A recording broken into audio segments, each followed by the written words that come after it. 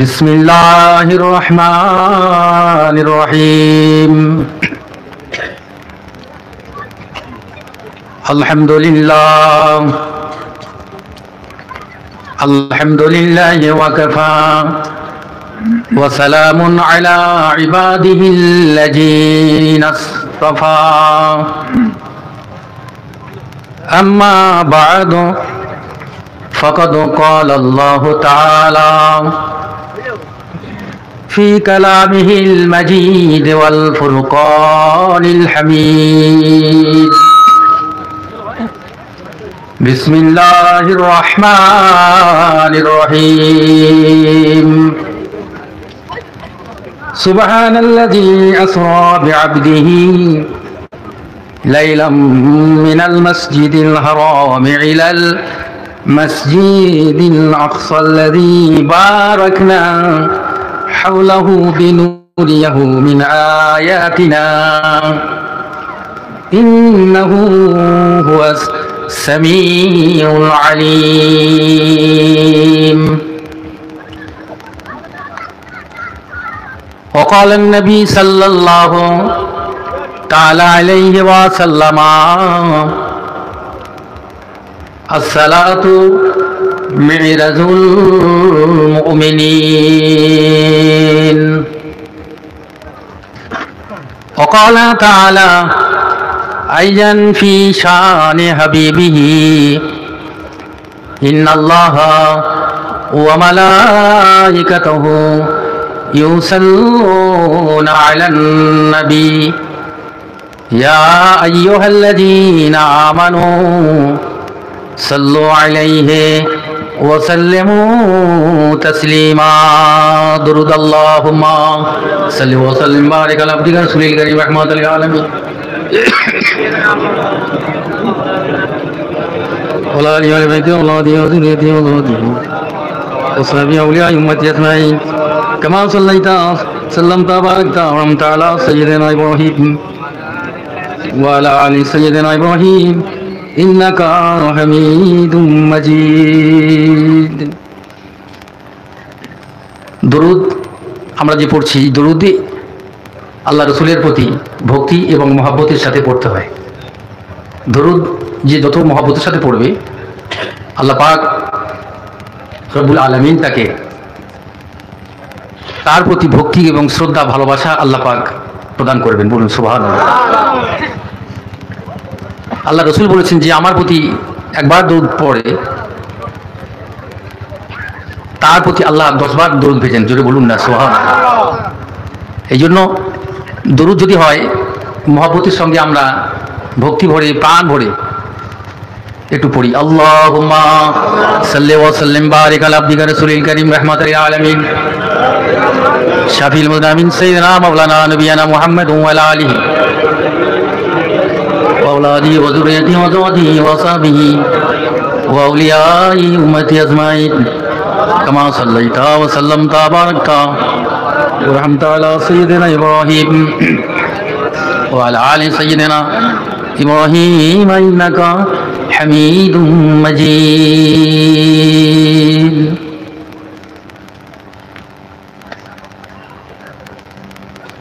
আল্লাহ রাব্বুল আলামিনের দরবারে অসংখ্য লাখো কোটি শুকরিয়া জ্ঞাপন করি,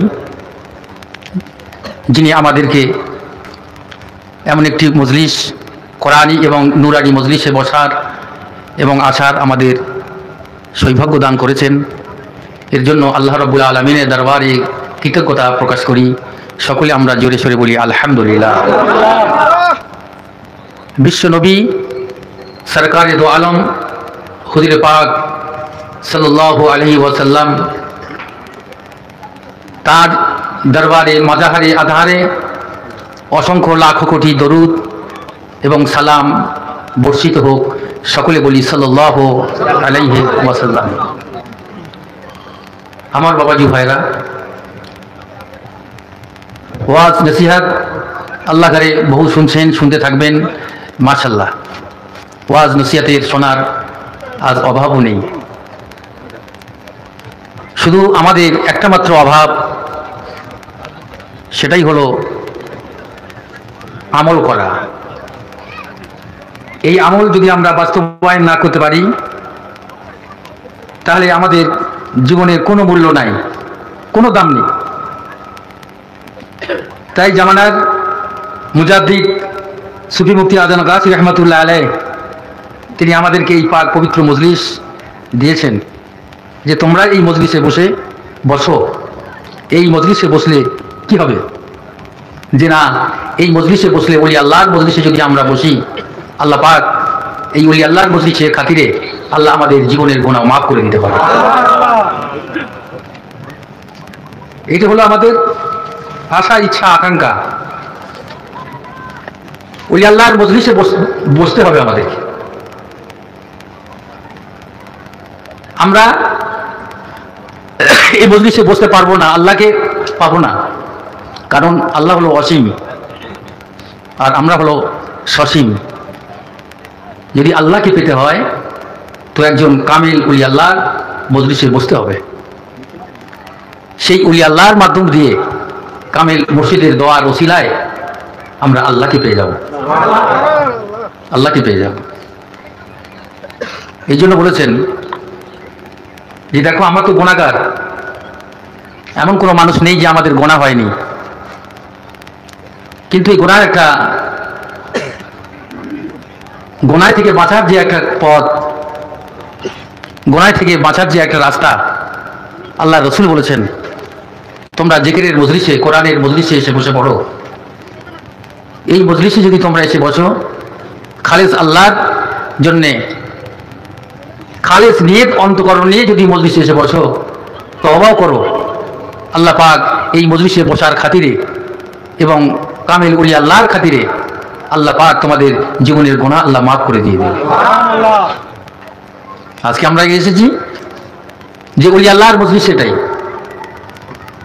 এই জন্য যারা খারাপ অসৎশীল ব্যক্তি যারা, কিন্তু সে যদি ভালো মানুষের সঙ্গে সহবত নেয়, তার সংস্রবে সে বসে যায়। যেমন দেখবেন ধানের সঙ্গে আগড়াও থাকে, চিটা ধান থাকে, কিন্তু সে চিটা ধানগুলো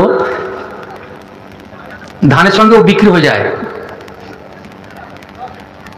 ছোট ছোট পানগুলো বড় পানের সঙ্গে ঢুকিয়ে দেয়, কিন্তু সেও পানও বাজারেও বিক্রি হয়। ঠিক তদ্রূপই খারাপ মানুষ যদি ভালো মানুষের সহবতে থাকে না, তারা আল্লাহর প্রেমের বাজারেও বিক্রি হয়ে যায়। এলাই হলো আশিকদের কথা, আল্লাহর ওলিদের কথা, এগুলো আল্লাহ ওয়ালাদের কথা, আল্লাহ ওয়ালাদের কথা এগুলো। সোহবতে সালে তোরা সালে কুনাদ, সোহবতে তলে তোরা তলে কুনাদ। কবি বলছে এটাই, সৎসঙ্গে ভালো মানুষের সংস্রব নাও, তাহলে তুমি সৎ হবে, তুমি জান্নাতি হবে। এবং খারাপ মানুষের সংস্রব যখন নেবে, তোমার জন্য খারাপই আছে। সুতরাং এই জন্য আজকে আমরা এখানে বসেছি, একটা কামেলিনের মজলিস, ওলি আল্লাহর মজলিস, তার সহবতের মজলিসে, হুকুমের মজলিসে আমরা বসেছি। ইনশাআল্লাহ তাআলা আমরা সবাই সালেহীনের অন্তর্ভুক্ত পরিণত হয়ে যাব। আল্লাহ ওয়ালার, আল্লাহর আশিকের মজলিস এটাই নেবে। তো আমাদেরকে লক্ষ্য রাখতে হবে, খেয়াল হবে, বেয়াদবি যেন না হয়ে যায়, বেয়াদবি যেন না হয়ে যায়। হযরত আলী কারামাল্লাহু ওয়াজহু, আল্লাহ নবী জামাতা হযরত আলী কারামাল্লাহু ওয়াজহু কেমন খলিফা ছিলেন তেনারা, তাদের মধ্যে কি আদব ছিল, কি তাজিম তাদের মধ্যেও ছিল। আমরা এক অপরের উপর ডিগে চলে যাই, কাউকে তোয়াক্কা করিনি, কাউকে তোয়াক্কা করিনি। মসজিদে বলেন, মজলিসে বলেন, আর যে কোনো ক্ষেত্রে বলেন না কেন, ইসলাম এই আদর্শ শিখিয়ে দিয়ে গেছেন আমার বিশ্বনবী সরকারে দো আলম হুজুর পাক সাল্লাল্লাহু আলাইহি ওয়াসাল্লাম শিখিয়ে দিয়েছেন। ইসলামের আদর্শের দ্বারায় এই ইসলামকে জয় হয়েছে, তলোয়ারের আঘাতে হয় নাই। আল্লাহ নবী দয়া নবী রাহমাতুল লিল আলামিন হুজুর আমার মসজিদে নবাবী শরীফে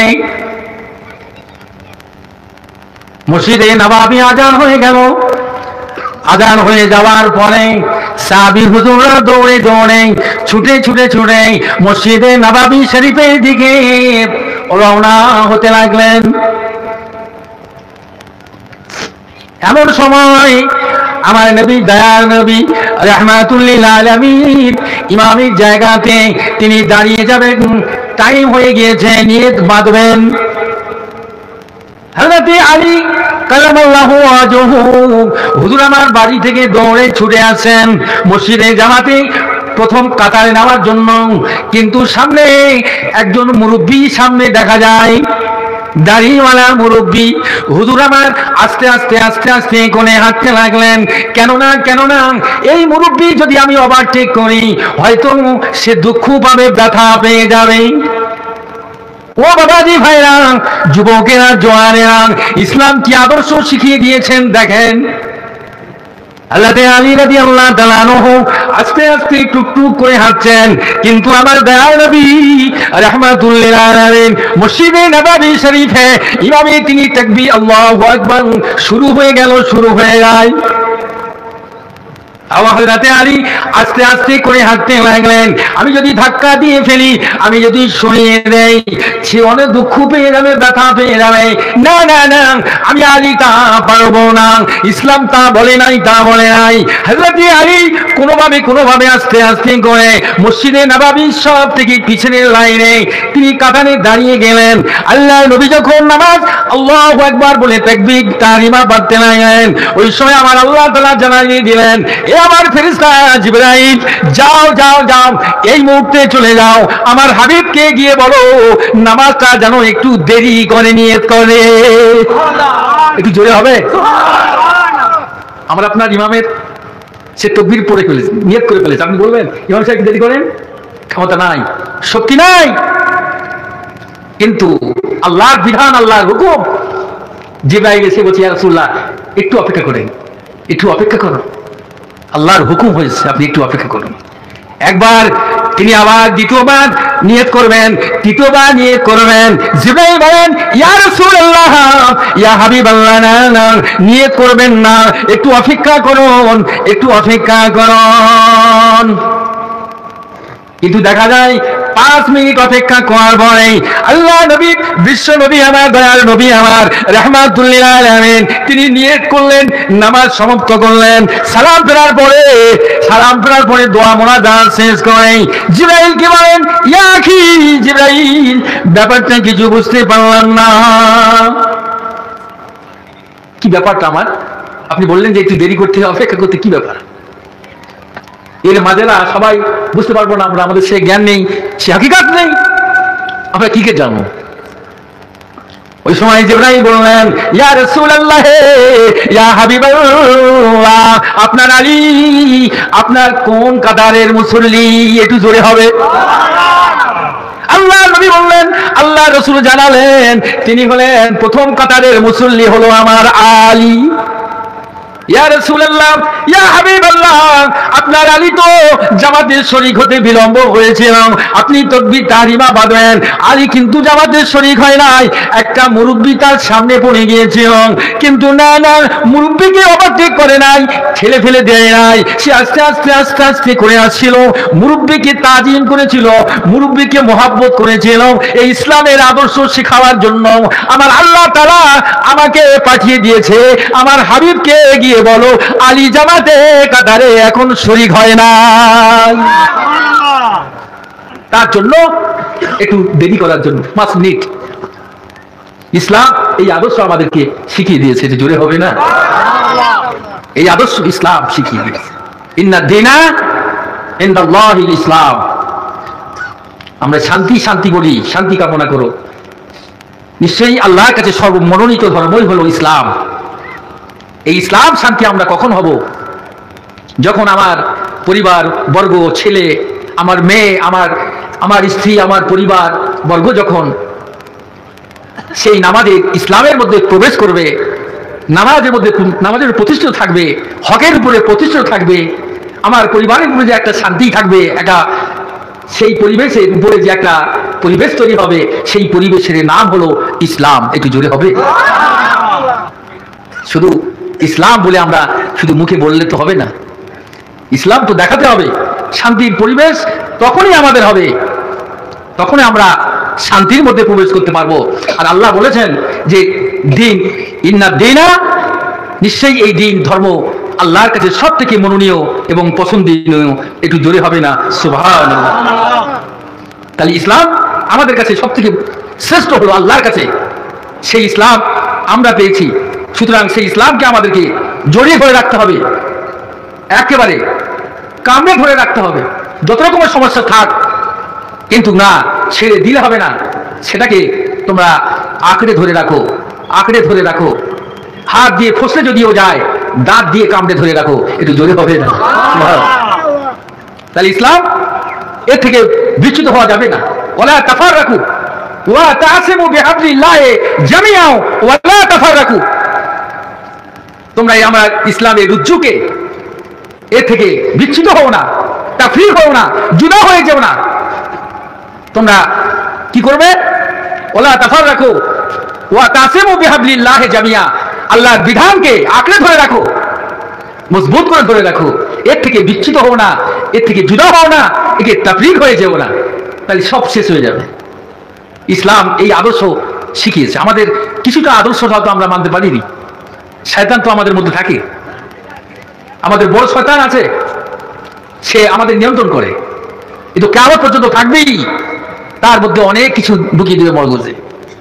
হয়তো সেইভাবে চলছি, যার জন্য আজ সেই শান্তি, সেই ইসলাম থেকে আমরা বঞ্চিত হয়ে যাই, হক থেকে দূরে সরে চলে যাই, আল্লাহ থেকে দূরে সরে যাই, রাসূল থেকে দূরে সরে যাই। কিন্তু একমাত্র শয়তানের অস্ত্র হলো ওলি আল্লাহর তরবারি। একটু জোরে হবে না। দুনিয়ার যত রকম চক্রান্ত, শয়তানের যত রকম ফাঁদ, শয়তানের অস্ত্র হলো ওলি আল্লাহর তরবারি দ্বারা কর্তন করে দেবে। জোরে হবে না। যে আপনি পারবেন না, ওলি আল্লাহ যেটা বলবেন, আপনার যে ধরেতে, আপনার মাথায়, আপনার গর্দানে, আপনার ঘাড়ে বসেছে শয়তান, সে শয়তানকে কর্তন করে দিবে, ছেড়ে দিবে। যা, আমাদের দোয়া কবুল হতে পারে, না হতে পারে। আর আল্লাহর ওলি যখন দোয়া করবে না, সাথে সাথে আল্লাহর দরবারে কবুল হয়ে যাবে। বুঝতে পারলেন? এই জন্য বলি যে আমরা অনেকে বুঝতে পারিনি। তুই যাই হোক, পবিত্র উরসে মজলিস, ওলি আল্লাহর মজলিস, এটা আমরা এসেছি। আর এখানে বয়ান, বক্তব্য, কোরআন এবং হাদিসের কথা আলাপ আলোচনা, এবং তার মধ্য দিয়েও আল্লাহ এবং আল্লাহ রসুলের কিছু কথাবার্তা আলাপ আলোচনা করা। তো আমরা দেখি, অনেকেই মনে করি যে আল্লাহর ওলি যদি যে এত পাওয়ার থাকে, আল্লাহর ওলিদের এত ক্ষমতা আছে, কিন্তু আমরা অনেকেই চিন্তা করি যে ওলি আল্লাহর পাওয়ার কি, ওলি আল্লাহর ক্ষমতার আবার কি আছে। যে না, একটা পাওয়ার, স্পিরিচুয়াল পাওয়ার, আধ্যাত্মিক শক্তি আল্লাহর ওলি ঘরে দিয়ে দান করেছে, যে তোমরা তা জানো না। আউলিয়ারা হাসতে কুদরত আদেলা, আউলিয়ারা হাসতে কুদরত আদেলা, ধীরে জুস্তা বাজে গর্দান নাজেলা। আল্লাহর ওলিদের এমন একটা পাওয়ার আছে, আল্লাহর ওলিদের এমন একটা শক্তি আছে আমার ভাই জানেন, 500 বছরে নিক্ষিপ্ত তীরকে ফিরাইয়ে দিতে পারে। তোমার জীবনে 50 বছর, 60 বছর, 100 বছর পার হয়েছে, শুধু দুনিয়ার খারাপ কাজে লিপ্ত, পাপের কাজে লিপ্ত। কিন্তু না, আল্লাহর ওলি যদি ইচ্ছা করে, আল্লাহর ওলি তোমার ওই খারাপ কাজ থেকে ফিরিয়ে আনার ক্ষমতা আল্লাহর ওলি ঘরের দান করেছে। আল্লাহর ওলি যদি, আল্লাহর যদি রহম হয়, আর ওলি আল্লাহ যদি ইচ্ছা করে, আর আল্লাহ যদি রহম হয়, 500 বছরের নিক্ষিপ্ত তীরকে ফিরায় রাখতে পারে, দিতে পারে। যদি বলুন না, আল্লাহর ওলিদের এমন একটা পাওয়ার, কিন্তু আমরা বুঝি নাই, আমরা জানি। যে কায়েস লাইলিকে ভালোবেসেছে, মহব্বত করেছে, প্রেহার করেছে, তো করলে তার বাপ আমের বলছে, এই কায়েস চল তোর কাবা শরীফে নিয়ে একটু তওবা করে নিয়ে আস, খানা কাবায় নিয়ে তোকে তওবা করে নিয়ে আস। তো কায়েস বলছে, আব্বাজান চলুন চলুন যাই যাই চলুন যাই। তো সেখানে গিয়েছে, কাবা তোয়াফ করতে লেগেছে। আশেক মানুষ, আশেকে মাসুকে এত বড় একটা মহাব্বত, ভালোবাসি ফেলেছেন, কিন্তু কায়েস সেখানে গিয়ে তওবা করছে, ইলাহি তুম তো মিলকুল্লে, ইলাহি তুম তো মিলকুল্লিল মাসি ওয়ালাকিন হুব্বে লাইলা লাম তাআতাবি। কায়েস বলছে, কাবা শরীফ তওয়াফ করছে, আর সেখানে বলছে যে আল্লাহ আমি যে গুনাহ করেছি, ভুল করেছি, আল্লাহ তোমার নামে যা তওবা করছি, আল্লাহ তুমি আমার গুনাহ মাফ করে দাও। কিন্তু আমার যে মাসুক, আমার যে মহাব্বত, আমার যে যার ভালোবাসা, লাইলির সঙ্গে যে আমার প্রেম, মহাব্বত, ভালোবাসা, এর জন্য কিন্তু আমি আল্লাহ তওবা করি নাই। তাই আমি বলছে, এই কি বলিস কি রে? তো বলছে, হ্যাঁ আমি লাইলিকে ভালোবেসেছি, সুতরাং আমি আর কাউকে চাই নাই। সুতরাং যারা আল্লাহকে ভালোবেসেছে দুনিয়া কাউকে চায় না। একটু জোরে বলুন না।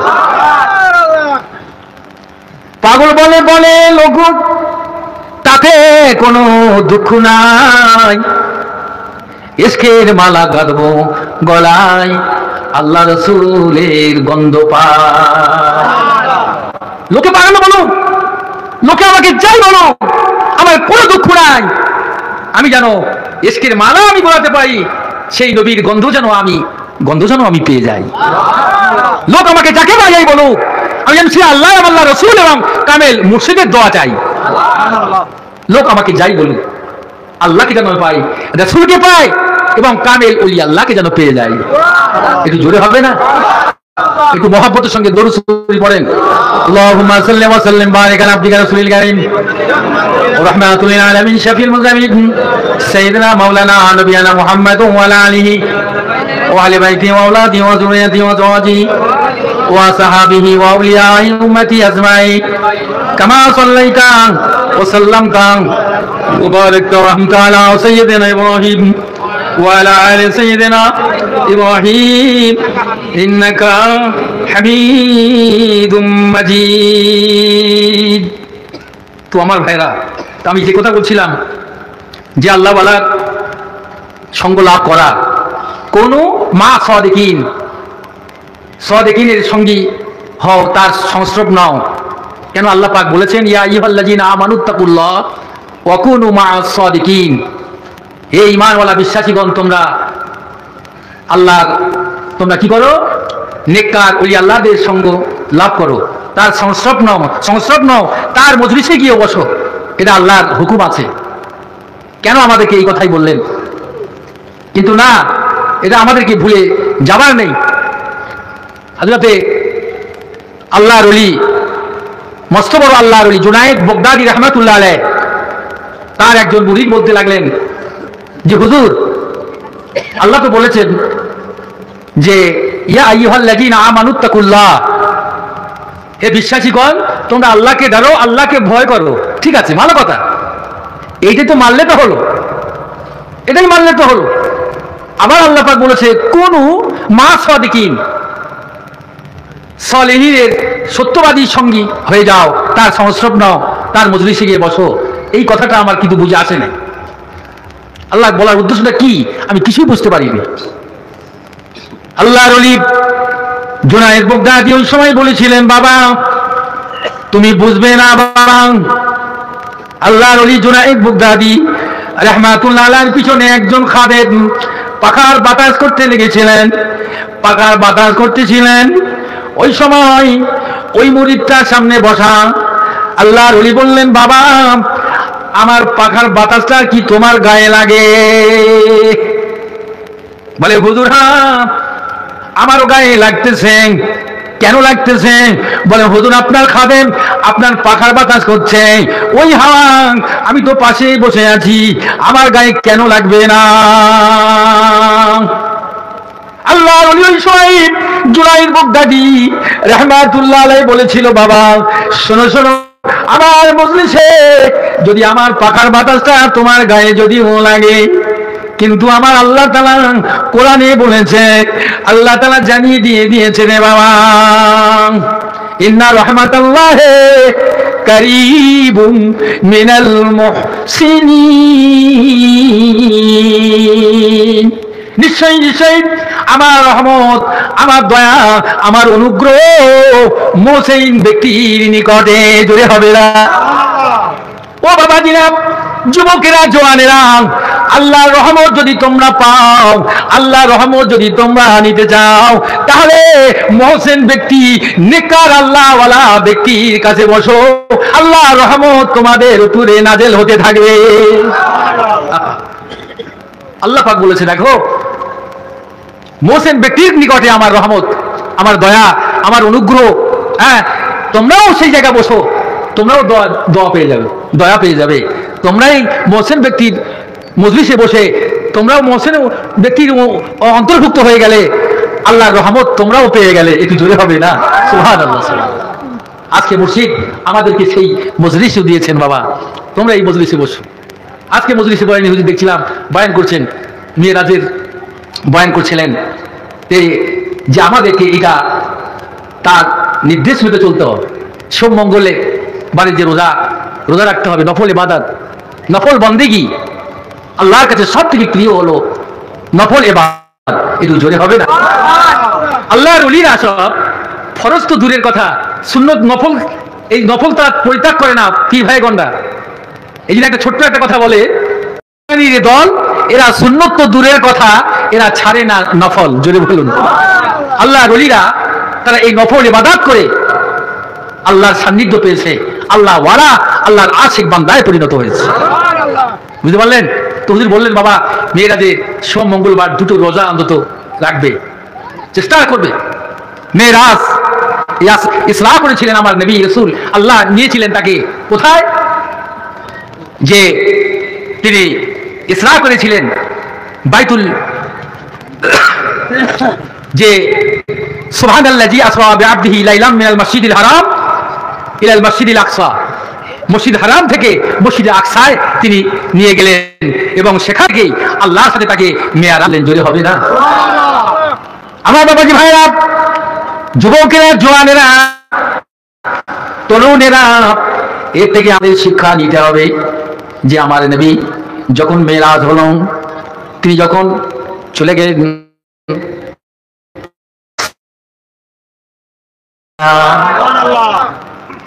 আল্লাহ নবী, বিশ্ব নবী, তিনি হলেন রাহমাতুল লিল আলামিন, তিনি হলেন হাবিবুল্লাহ, আর মুসা হলো কালিমুল্লাহ। কিন্তু এত নবীর মাজার, কিন্তু নবীকে এক রূপ দিয়ে তিনি পার করালেন, একটা রূপ দিয়ে ধরালেন। সেই রূপটা হলো মুসা আলাইহিস সালামের মাজার। মুসা আলাইহিস সালামের কবরের পাশ দিয়ে রূপ দেখাতে লাগলেন যে মুসা কালিমুল্লাহ, তিনি দেখছেন আল্লাহ নবী, তিনি ওই আপনার কবরে তিনি দাঁড়িয়ে দাঁড়িয়ে তিনি নামাজ পড়তে লেগেছে। তিনি নামাজ পড়ছে। দুনিয়ার মানুষ সমস্ত নবীগণের সঙ্গে সাক্ষাৎ, সব সাক্ষাৎ দেখা হলো, কিন্তু না, মুসা আলাইহিস সালামের সঙ্গে সাক্ষাৎ করা হলো একমাত্র তার পথ দিয়ে, তার মাজারের ধার দিয়ে, কবরের ধার দিয়ে দেখিয়ে দেয়া গেল তিনি হলেন হাবিবুল্লাহ। কাকে বলে? এ মুসা কালিমুল্লাহ, আজ হাবিবুল্লাহ তোমার পাশ দিয়ে আল্লাহর সঙ্গে মেরাজে যাচ্ছে। জোরে হবে না? এবার কি করলো? সংক্ষিপ্ত আমি আলোচনা করব। জান্নাতে চলে গেলেন, জান্নাত পরিদর্শন করলেন। জিবরাইল আলাইহিস সালাম জান্নাতে পরিদর্শন করার পরেই আল্লাহ নবী যখন কদম রাখলেন, কদম রাখার সাথে সাথে একটা আওয়াজ পাওয়া গেল। আল্লাহ নবী দেখতে পাচ্ছেন, হায় রে, এ তো আমার বেলালের পায়ের খড়মের আওয়াজ। জোরে হবে? আমার বাবাজি ভাইরা, তাই বলি, মহব্বত দেখুন, ভালোবাসা দেখুন। দুনিয়ার মধ্যে যার সঙ্গে আপনার মহব্বত হবে, আপনি যে প্রান্তে যান, যেখানে যান, সেই আপনার সঙ্গী হয়ে যাবে। কিন্তু আশিক নবী নবীর কত দেওয়ানা নবী ছিলেন, কি আশিকি নবী তিনি ছিলেন রে বাবা।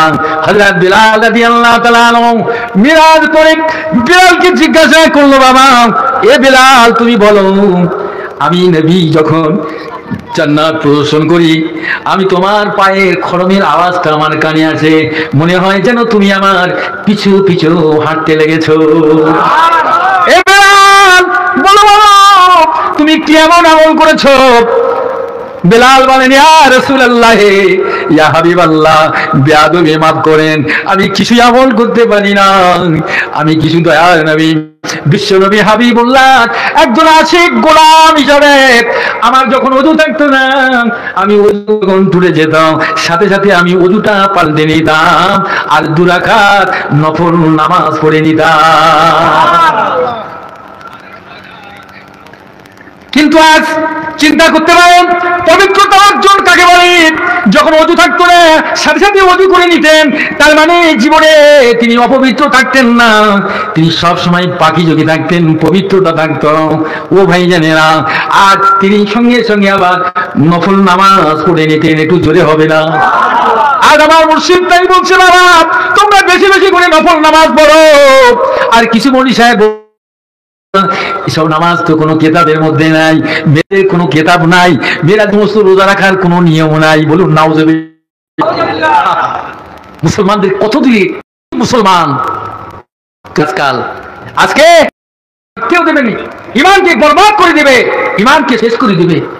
তুমি ইবাদত করবে, আল্লাহর নফল ইবাদত করবে, হ্যাঁ আল্লাহর সান্নিধ্য পাবে, আল্লাহর নৈকট্য অর্জন করতে পারবে, আল্লাহকে খুশি করতে পারবে, আল্লাহকে রাজি করতে পারবে।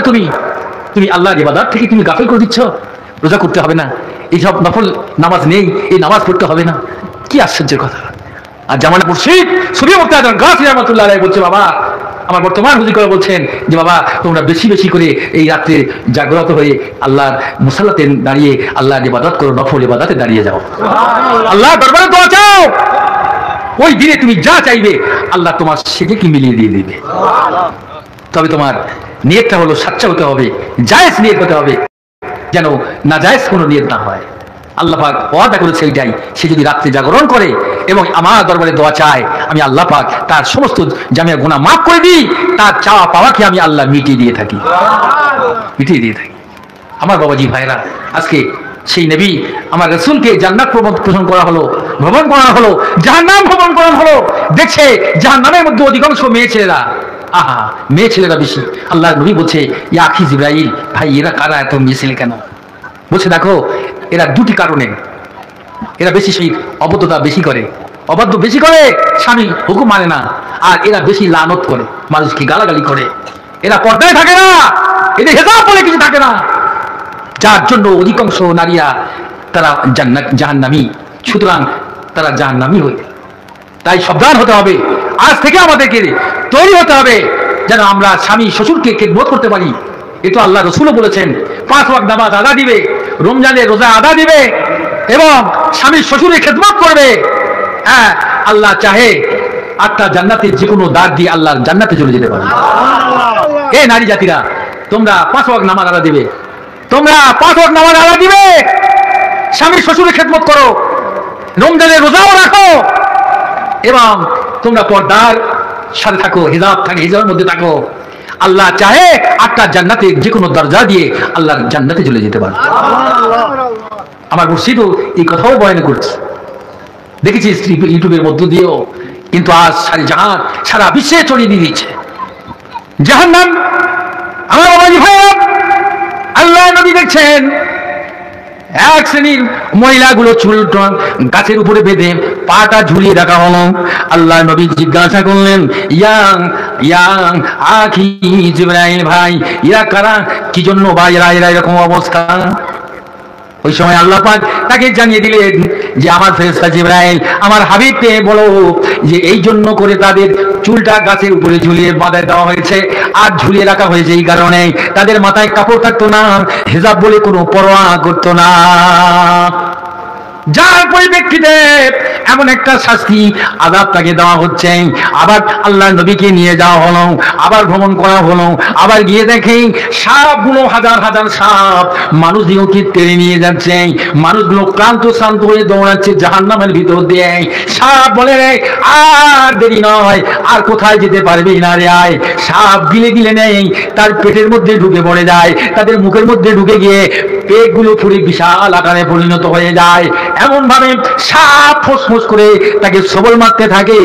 অধর যন্ত্রণায় অস্থির হয়ে ওই অবস্থাতে জাহান্নামে কাতরাতে থাকে তাহারা। আল্লাহ নবী বলেন এদের কেন এমন অবস্থা? বলছে না, আমি আল্লাহ এদেরকে পাঠিয়েছি, আমি হালাল জিনিস পাঠিয়েছে। তারা হালালকে ছেড়ে দিয়ে হারামকে ভক্ষণ করেছে, তারা সুদকে গ্রহণ করে নিয়েছে, চক্রহারে সুদ বৃদ্ধি হয়েছে। তারা সুদকে কোনো তোয়াক্কা করলো না, তারা মুসলমান হয়ে এসে যে সুদকে কোনো বাঁচাবাচি করলো না, তারা একটু তারা চিন্তা করলো না এটা জঘন্য অপরাধ, এটা গুনাহ। তার কারণে এ মুসলমান আজকে এই মেরাজটা আমাদের শিক্ষণীয় কতগুলো জিনিস আমাদেরকে নিয়ে এসেছে। তাই বিশ্ববাসীকে জানাবার জন্য মুসলমান তোমরাও সাবধান হয়ে যাও, তোমরাও সতর্ক হয়ে যাও। কাউকে গালি দিবে না, কাউকে শত্রুতা পোষণ করো না, কাউকে খারাপ চোখে দেখো না, সবাইকে সম্মান দিও, সবাইকে ভালোবেসো, যেন সে দুঃখ না পেয়ে যায়। সুদের পান তাই হচ্ছে হাক্কানি দরবার। যে মায়ের সঙ্গে 36 বার জিনা করার যে গুনাহ, তার থেকে বেশি গুনাহ, বলুন নাউজুবিল্লাহ। এই সুদ এত অপরাধ, এত জঘন্য, মুসলমান সেই সুদে কে আমরা ছাড়তে পারিনি। এই জন্য হাক্কানি আঞ্জুমান সুদের বিপক্ষে তিনি যা করতেছেন, কত বলছে আর কত দিচ্ছে।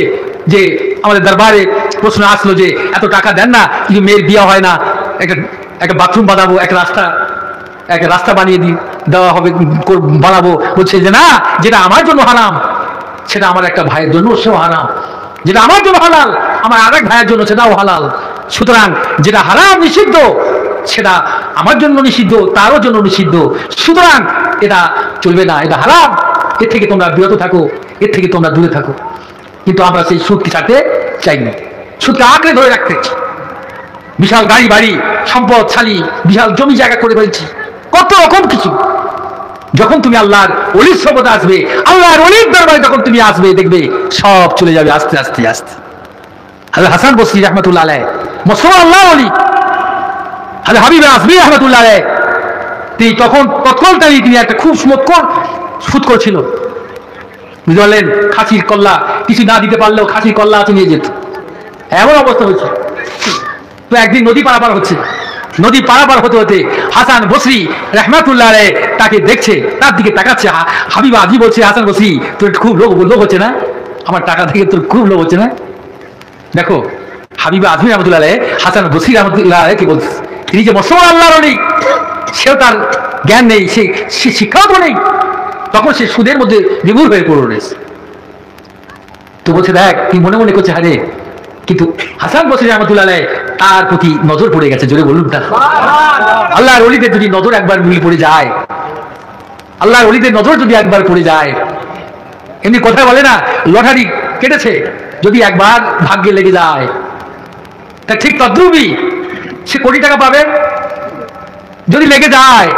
আমি বলছি না, কিন্তু হারাম যদি আল্লাহর নজর, আল্লাহর ওলির নজর যদি তোমার একবার পড়ে যায়, যদি হবে না, তোমার ভাগ্য খুলে যাবে, তোমার তকদির খুলে যাবে, তুমি আর সে কাজটা আর করতে পারবে না, কখনই পারবে না।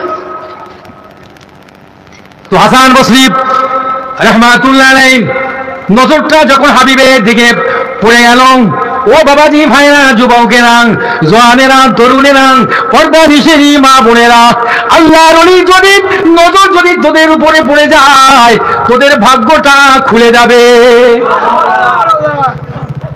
এই কথা বলার পরে হাসান বসরি কিছু মনে করলেন না, তিনি খেপা হয়ে নদী পার হয়ে যে যার বাসায় চলে গেল। কিন্তু না না, হাবিব আজমি খেয়াল পড়ে গেল, হায় রে হায়, আমি আজকে হাসান বসরি আমার দিকে তাকালাম, আমি যেন কি যেন মনে হলো, আমার যেন কিছুই ভালো লাগছে না রে। না না না, আমার সুদের ব্যবসা ছাড়তে হবে রে, আর রাখা যাবে না, যাবে না। এই না বলে দৌড়ে দৌড়ে ছুটে বাড়ির দিকে চলতে লাগলাম। তার সহপাঠী 2 থেকে 4-500 তার সহপাঠী, সবাই বলতেছে আয় রে, জালেমের জুলুম দে, আবার জালেম আসছে কিনা আমাদের উপরে জারি করে দেয়। বলছে না না, আর তোদের উপরে কিছুই চাপাবো না, আর সুদ আজ খাবো না, আমি তওবা করেছি রে, আজ থেকে সুদ আমি হারাম করে দিলাম, আমার সুদ যত আছে সব ছেড়ে দিলাম, আমি আজ থেকে পাক হয়ে পবিত্র হয়ে ইমাম হাসান বসরি রহমাতুল্লাহর হাতে আমি মুরিদ হয়ে গেলাম। জোরে হবে। আল্লাহর ওলির চেহারা দেখে কি করে দিতে পারে। আল্লাহর আশিকান হযরত রাবিয়া বসরি রহমাতুল্লাহ আলাইহা, ও বাবাজি ভাইরা, ওয়াজ আপনা বউ শুনছেন, শুনতে থাকবেন, মাশাআল্লাহ, ওয়াজ শোনার অভাব নাই। তবে আমি দুটি কথা আমি আপনাকে বলে যাই, একটু দেখে দিন, শুনে রাখুন। তিনি একজন দাসী ছিলেন একটা মনিবের কাছে। তার মনিব একদিন রাত্রে তার কক্ষে শুয়ে আছে। গভীর রাত্রে হযরত রাবিয়া বসরি রহমাতুল্লাহ আলাইহা তিনি কন্দন করছেন, কাঁদছেন, কাঁদা কাঁদা করছে, হাওয়া করে কাঁদছে। তাই মনিব তার ঘুম ভেঙে গেল। মনিবের ঘুম যখন ভেঙে গেল, এসে বলছে, এ রাবিয়া, তুমি কাঁদছো কি ব্যাপার? তুমি মনিবের এত পাগল? তুমি যে তোমার মনিব তার তোমাকে যে ভালোবাসে, তার প্রমাণটা কি দেখাতে পারবে? তুমি কেন কাঁদছো? তোমার মনিবের জন্য তুমি ইবাদত করছো, আল্লাহর কাছে কাঁদছো। আমি মনে করছি যে তোমার খোদার কাছে আমার নামে কোনো অবজেকশন করছো, অভিযোগ করছো নাকি? কাঁদছো কেন? তোমার মনিব তোমাকে ভালোবাসে, তার প্রমাণ কি? রাবিয়া আল্লাহওয়ালা, আল্লাহর আশিকা বলেছিলাম, এ মনিব, তবে শোনো শোনো, আমার মাওলা যিনি, আমার আল্লাহ যিনি, তিনি আমাকে ভালোবাসে, আমাকে মহব্বত করে, প্যার করে, আমাকে ভালোবাসে বলে আমাকে সারা রাতটা মুসলমান পার্টিতে দাঁড় করিয়ে রেখেছে। জোরে হবে। ও মনিব, আল্লাহ আল্লাহ তোমাকে ভালোবাসে না, তোমার বন্ধু অসন্তুষ্ট বলে তোমাকে আরামের বিছানায় ঘুম পড়ে রাখিয়েছে, আর আমাকে জাগিয়ে রেখেছে, দাঁড় করে রেখেছে। আমার আল্লাহ আমাকে ভালোবাসে। জোরে হবে। আল্লাহর ভালোবাসা, আল্লাহর ভালোবাসা যারা, আল্লাহর আশায় যারা ঘুমায় না, তারা সারা রাত আল্লাহর ইবাদত করে পার করে দেয়। জোরে হবে। আহা, একদিন রাবিয়ার বসরি ঘরে চোর ঢুকেছে। বাবা, চোর দেখেন আল্লাহর ওলিদের কি পাওয়ার, দেখেন একবার কি ক্ষমতা, আর কি করতে পারেন তারা। আমাদের দৃষ্টিতে অনেক দেখি, কিন্তু ওই আল্লাহর দৃষ্টিভঙ্গি আলাদা। এই দেখো, এটা বেরেস্তা হয়ে যাবে, হ্যাঁ, এটা তাদের কাছে না, তার হিকমতের সঙ্গে বলে দিচ্ছে, বাবা ঠিক আছে, বসো, এসো, বসো, এই মজলিসে বসো, মানতে হবে না বাবা, কথাটা শোনো মতো। ওই আল্লাহ একটা হিকমত, কিন্তু শুনতেই শুনতে সে এমন শোনা হয়ে গেল, এছাড়া আর কি শোনার আছে? জোরে বলুন। সে নামাজ পড়ছেন, এমন নামাজ পড়ছে যে নামাজ 5 ওয়াক্ত নামাজ বটি, ইশরাক, হ্যাঁ, চাস, সালাতুত তাসবিহ, আপনার আওয়াবিন, আপনার এই শুকরের নামাজ, এবং নামাজ পড়তে লাগলেন। নামাজ পড়ছে হুজুর, এছাড়া আর কি কোনো নামাজ আছে কি? আল্লাহু আকবার। আল্লাহর ওলি দিচ্ছে না, খুব মুশকিল বাপ। তো চোর ঢুকেছে, ঢুকে মাল নেওয়ার জন্য চেষ্টা করছে। আল্লাহর ওলিরা ঘুমায় না, জেগে রয়েছে। কিন্তু মহিলা তো পুরুষ নয়, রাতের অন্ধকারে ঢুকে গিয়েছে। ঢুকিয়ে বলছে, কি গো, কি খোঁজো? কিন্তু কথার আওয়াজ পেয়েছে, কিন্তু কর্কশ। কি খোঁজো? মা, লাইটটা জ্বালান না, আলোটা জ্বালান। আল্লাহর আশিকান হযরত রাবিয়া বসরি রাহমাতুল্লাহ আলাইহা, না না না, আমি আলো জ্বালাবো না, আলো জ্বালাবো না। কেননা আলো জ্বালালে পরে একটা পুরুষ, বেগুনা পুরুষ, একটা বেগুনা নারী দেখা হারাম। সুতরাং আমি তোকে মুখ দেখতে চাই না, তুই আমাকে দেখতে পাবি না। কিন্তু বলছে, মা একটু আলো জ্বালান, মাল তো আমি কিছুই পাই না। মা বলছে না আলো জ্বালাবো না, আলো জ্বালাবো না। ওই সবাই বলতে লেগেছে মা তাহলে আমি চলে যাই, তাহলে আমি চলে যাই, কিছু পাই না খুঁজি, আপনি আলো জ্বালাবেন না, কিছু দেবেন না, আমি খাবো কি, আমি তাহলে চলে যাই। ওই সময় মা ওই সময় বলতে লাগলো, হযরতে রাবিয়া বসরি রাহমাতুল্লাহ আলাইহা বলতে লাগলে বাবা কি চাও, তুমি কি পাও? এ বাবা তুমি কি কোনো একটা কিছু পেয়েছো নাকি? একটা পর্দা পাওয়া যায়? তো বলছে হ্যাঁ পর্দা পাওয়া যায়, পর্দা পাওয়া যায়। ওই পর্দাটা তুলো আর তুমি কি করো, যাও ওই বর্তনে পানি আছে, অজু করে নাও, অজু করে নাও, অজু করে নাও। অজু করে কি করবো? বলে নামাজ পড়তে হবে। কি নামাজ পড়বো? বলে তওবার নামাজ পড়ো, জোরে হবে। রাত্রিবেলা কি করবে আর? তওবার নামাজ। পর্দা পেয়েছে, বিছেই দাও, পানি আছে, অজু করালো, তাকে নামাজ তওবার নামাজে দাঁড়িয়ে দিল, জোরে হবে। ওই ছোটটা তখন দাঁড়িয়ে গেল আমার বাবাজি ভাইয়েরা, এই যুবকেরা জোয়ানেরা। কিন্তু আমরা বলি না না না এমনই কথাই হবে না। চোর বলতে লাগলো মা আমি কি খাবো মা, আমার তো কোনো অর্থ নাই, পয়সা নাই। আল্লাহ রাসিকা বলেছিল, এবার আমি বলেছিল না না না আল্লাহ পাক রিজিকের মালিক, ওয়া মিন দাব্বাতিন ফিল আরদি ইল্লা আলাল্লাহি রিজকুহা।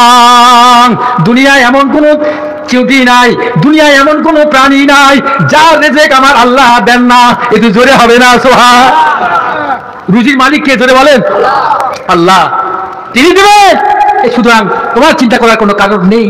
তুমি নামাজ তওবা নামাজে দাঁড়িয়ে যাও, নামাজে দাঁড়িয়ে যাও।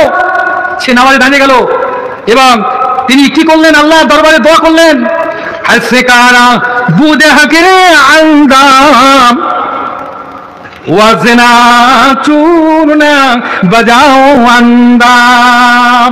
মাবুদ রে, ও মাবুদ রে, আমার ঘরে একটা চোর আছিল মাবুদ, কিন্তু আমার কাজ এতটুকু পর্যন্ত সমাপ্ত, শেষ। ওই চোরটাকে আমি করে মুসল্লার পাড়িতে নামাজের দাঁড় করা। ও মাবুদ রে, ওর দিলে একটু ইমানি নূর পয়দা করে দাও। এ তো আমার কোনো ক্ষমতা নাই আল্লাহ, একটা চোর, আমার কাজ হলো তাকে নামাজে দাঁড় করিয়ে দিয়েছি, নামাজে দাঁড় করিয়ে দিয়েছি। আল্লাহ তুমি হেদায়েতের মালিক, আল্লাহ তুমি, আল্লাহ তাকে তুমি হেদায়েত দান করো, জোরে হবে। বুঝতে পারলেন? চোরটা তখন নামাজে দাঁড়িয়ে গেল। চোর যখন নামাজ এই করে পড়লো, আল্লাহর কাছে দোয়া করতে লাগলেন। কি দোয়া রে! আল্লাহর কাছে এমন দোয়া করতে লাগলেন যে শর্মিন্দা হয়ে আল্লাহর কাছে অনুগত হয়ে বলছে, গাল তুমি খা এ সেরাতুম মুস্তাকিম মুস্তাকারা রহনাওয়ায়ে আইসালিম। চোরের লাইন হয়ে পড়লো, চোরের লাইন হয়ে গেল। চোরের চোখ দিয়ে টাস করে পানি পড়তে লেগেছে, জোরে হবে। রাবিয়া বসে আল্লাহর কাছে দোয়া করলো, আল্লাহ আমি আর কি করবো, চোরকে তো আমি এই অবস্থা শেষ, আমার কাজ, আমার ফিনিশ, আমি তো আর কিছু করতে পারবো না। আল্লাহ হেদায়েতের মালিক তো তুমি, আল্লাহ তুমি একে হেদায়েত করো। এই যাই বলতে না বলতে চোরের চোখ দিয়ে টাস করে পানি নির্গিত হচ্ছে, টাস করে পড়ছে। সালাম ফিরিয়ে বলছে, মা আমি এখন যাই, জোরে হবে। মা আমি এখন যাই, আমি আর চুরি করব না, জোরে হবে না? একটু চিৎকার মেরে বলেন সুবহানাল্লাহ। আল্লাহর ওলিরা কি করতে পারে দেখুন। আল্লাহর ওলি বলছে, রাবিয়া বসরি বলছে, না না না তুমি যেতে পারবে না, আমার দরবার থেকে কেউ খালি হাতে যায় নাই, জোরে হবে। এ চোর তুমি আমার থেকে চলে যাবে, কিন্তু না যেতে পারবে না, যেতে পারবে না। আমার তরফ থেকে একটা অফার, একটা পুরস্কার তোমাকে দেব, এই পুরস্কার নিয়ে তুমি যাবে। ও মা কি পুরস্কার দেন? আর আমি থাকতে চাই না মা, আর চুরি করব না মা, আপনি কি আমাকে দেবেন, একটু আপনারা আমাকে দেন। ওই সময় রাবিয়া বসরি বলছে, চোর তবে শোন, এই মাত্র আমি রাবিয়া বসরি আমার কাছে এলাম হয়েছে, মিশরে একজন কুতুব মারা গিয়েছে, মিশরে একজন কুতুব মারা গিয়েছে, ওই পোস্টটা এখন খালি রয়েছে। আল্লাহর তরফ থেকে আমি রাবিয়ার কাছে হলো আমি আল্লাহর কাছে জানালাম, আল্লাহ গো আমার ঘরে যে চোরটা এসেছে তার নাম আমি জানি না, আল্লাহ আমার কাজ হলো তাকে পবিত্র করে তার নামাজে দাঁড়িয়ে দিয়েছি। আল্লাহ আল্লাহ তুমি যদি দয়া করো ওই খালি জায়গাটা ওই মিশরের কুতুব আল্লাহ তুমি বানাইয়া দাও। জোরে হবে রবি মুসলিম সবাই বলছে না না না তুমি যাবে না, আজ থেকে একটু জোরে হবে, জোরে বলুন না সুবহান। জোরে পড়েন আল্লাহুম্মা সাল্লি ওয়া সাল্লিম বারিক আলা আবদিকা রাসূলিকা রাহমাতাল লিল আলামিন শাফিউল মুনাবিন সাইয়্যিদিনা মাওলানা নবিয়ানা মুহাম্মাদুন ওয়া আলা আলিহি ওয়া আহলি বাইতিহি ওয়া আওলাদিহি ওয়া যুররিয়াতিহি ওয়া যাওয়াজিহি ওয়া সাহাবিহি ওয়া আউলিয়াহি উম্মতি আজমাইন কামা সাল্লাইতা ওয়া সাল্লামতা বারাকতা ওয়া হামদা আলা সাইয়্যিদিনা ইব্রাহিম ওয়া আলা আলি সাইয়্যিদিনা ইব্রাহিম ইন্নাকা হামিদুম মাজিদ।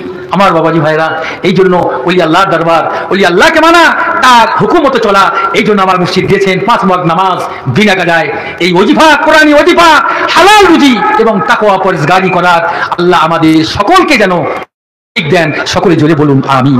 যাই হোক আমি আর দীর্ঘ করতে চাই না, আমি এখনো বেরিয়ে যাবো ইনশাআল্লাহ তাআলা। মজলিস শেষ হয়ে গেলে ভরে প্রাণ ভরে মহব্বতের সঙ্গে দরুদ শরীফ পড়ি। আল্লাহুম্মা